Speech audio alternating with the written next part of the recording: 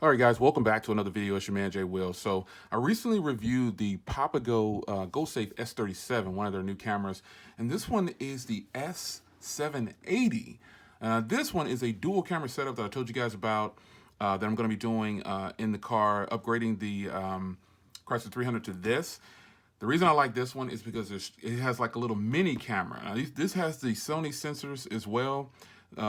This has 1080p on the front and the rear, so both of these can shoot in 1080p, and it's very nice. Now, this is IPX7 for the back camera right here, because if you decide to put this on the outside of your car, you'll be protected from rain and things like that. So that is actually pretty good. So Sony Starvis sensor in this one.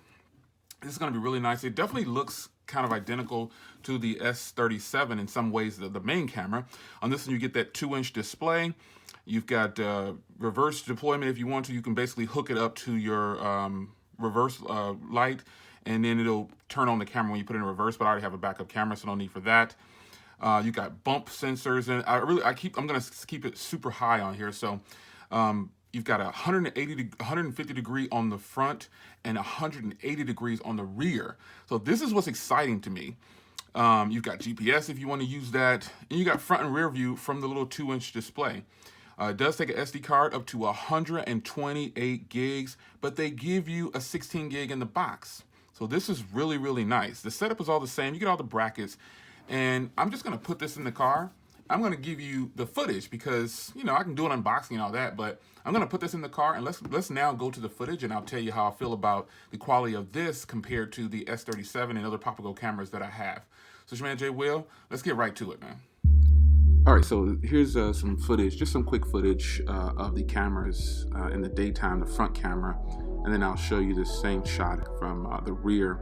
Now, I mounted the rear camera. I hid it up on the top portion of the back panel of my rear windshield, so it's kind of pointing down and straight out, so you'll see that in just a second.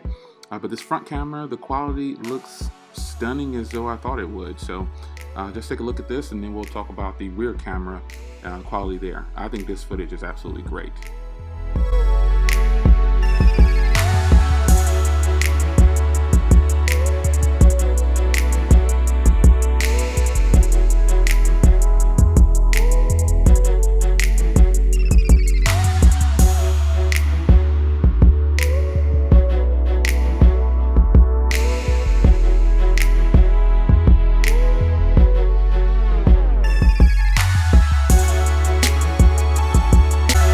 Here's a quick look at that same shot from the rear, and you can see the 1080p quality is absolutely great.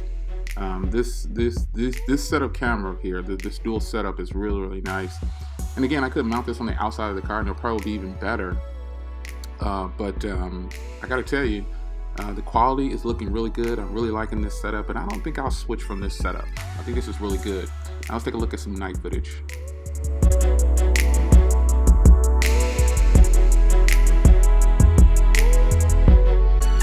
All right, guys, here's a quick look at the night footage, and this obviously looks really, really sharp.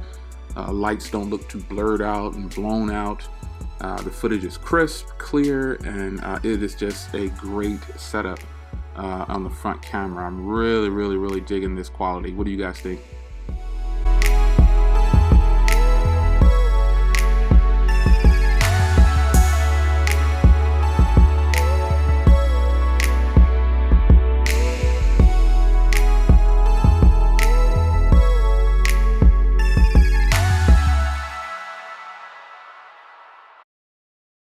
Now here's a shot from the rear at night. You can kind of see what the quality will be like. I think this is absolutely great as well. Quality on the rear is better than some front cameras, in my opinion. So there you have it, man. Just a quick video. You can enjoy some music. Kind of did it a little different this time. I've done a lot of unboxings and showed you installs of cameras, but I wanted to show you the actual footage from the cameras. So there you are. It's your man, Jay Will. See you in the next one.